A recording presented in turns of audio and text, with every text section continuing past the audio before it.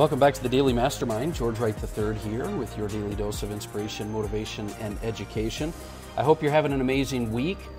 I want to start today with our Daily Mastermind Quote of the Day. If you have not downloaded the Daily Mastermind mobile app, I'm going to have to encourage you once again to do that. It's a ton of free resources for you to use on the go, basically to help you in every area of your life with your daily rituals.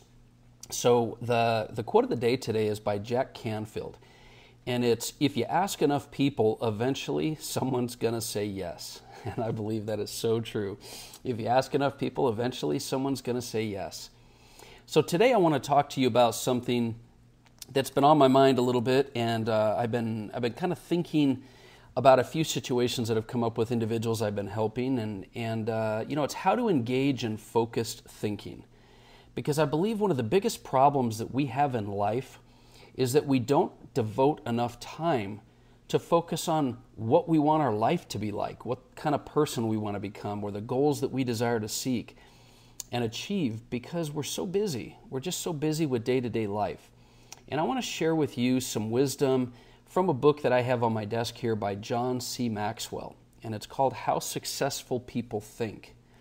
Changing your thinking, change your life. And I'll tell you, he has a chapter in there about engaging in focused thinking. And I believe that, most of us, in order to be successful in life, relationships, business or personal, I believe we need to strive to find more time to sit down and specifically engage in focused thinking about what we want our life to be like. Maxwell says that, in his book, he says that focused thinking will help you to remove distractions and mental clutter so that you can concentrate on an issue or think with better clarity. And he says you can do a lot of different things for you, and I really believe that many of our problems can be answered by focused thinking. So he gives us a short list of things it'll do for you. Number one, focused thinking harnesses the energy toward a desired goal. See, the greater the difficulty or size of the problem, the more focused thinking is going to be required. And we deal with challenges every day, but we don't spend enough time really sitting down and putting clarity and helping us to get to our desired goal. The second thing is that focused thinking will give ideas time to develop. You see, sometimes to take ideas to the next level, you need to shift from, the big general thinking, being expansive, to thinking very selectively. And this requires focused time for you to spend on your objectives. In order to be able to get, ideas developed and go to the next level, you've got to focus your thinking. The third thing he talks about is focused thinking brings clarity to the target. We all have these goals, and sometimes our goals are not very clear. And to attain your goals, you need to focus on a real clear target. But focused thinking will help you to not only clarify your goals, but it'll help you to define what you need to achieve them. And so bringing clarity to the targets that you're seeking is a very important benefit of focused thinking. And the fourth thing that he mentions is that focused thinking will take you to the next level.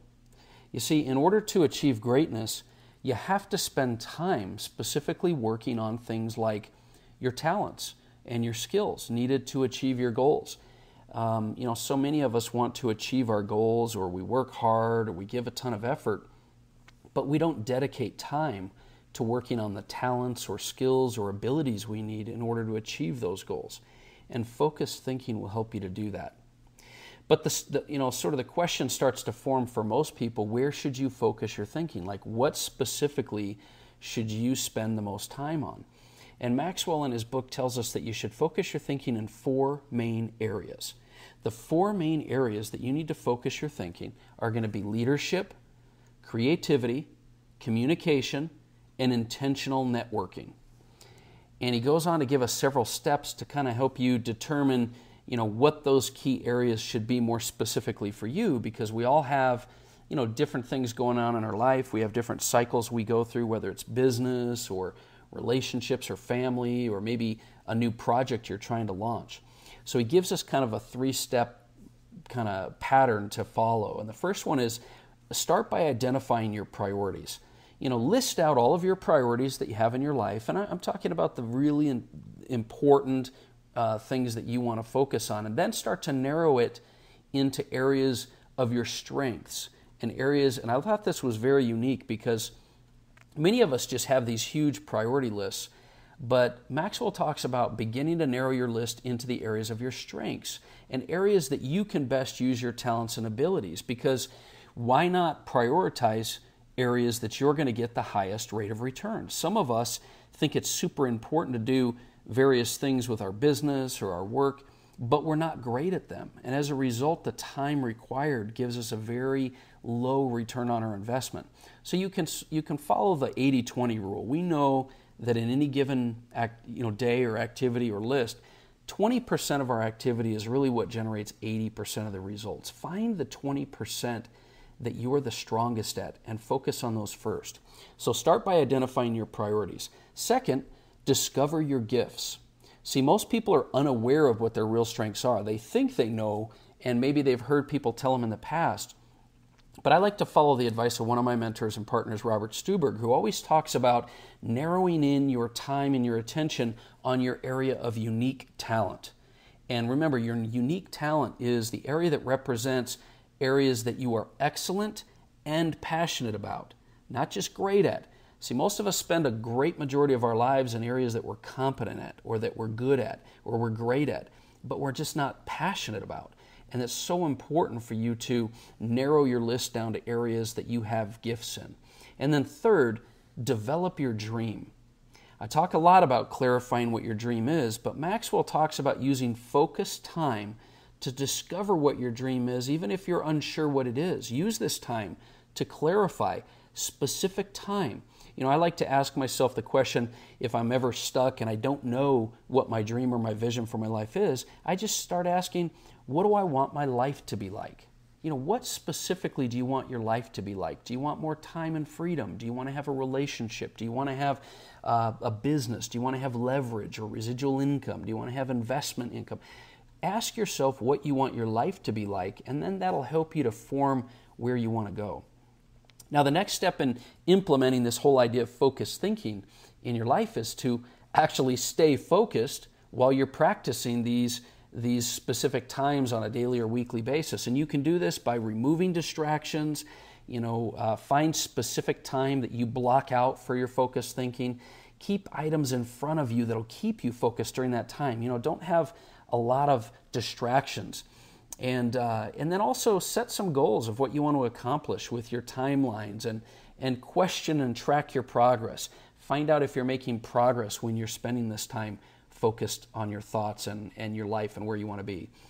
And finally, if you truly identify that you can have some time to do this, you've got to give up, and you've got to find areas that you can sacrifice to make time and commit to your focused thinking.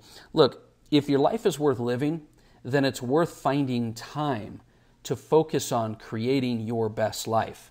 And I know you can find areas, maybe it's even areas that you have to give up that you love. But give up a few things that you love in the short term in order to focus on creating the life and the quality of life that you ultimately want to have. I just ask yourself this simple question. Am I dedicated to removing the distractions and the mental clutter so that I can concentrate with clarity on creating the life I really desire to live and becoming the person I want to be? That's the question. And if the answer to that question is yes, then I highly encourage you to find time for focused thinking, because successful people not only focus on their thoughts, not only work on personal development, but they find specific time to blueprint their life, to create and lay out the plan that they want to have for their life. And then you don't find yourself getting up every morning wondering what you're working on today, or every week or every month. Successful people have a plan. You can't create a plan unless you actually spend time working on it. So that's my thought for you today. I hope that gets your thought process thinking, gets you focused on blocking out quality time. And if you have any questions, feedback, I'd love to hear from you. Hit me up on the Daily Mastermind on Instagram or the Daily Mastermind on Facebook. We're going to be jumping back into, I mentioned a few episodes ago, some marketing and some financial education later on this week. I'm going to be doing a lot of traveling, but I definitely want to hear some feedback from you on things that you can benefit from, areas that you'd like us to focus on our time with these episodes. So have an amazing day. Once again, this has been George Wright III, and this is the Daily Mastermind. Talk to you soon.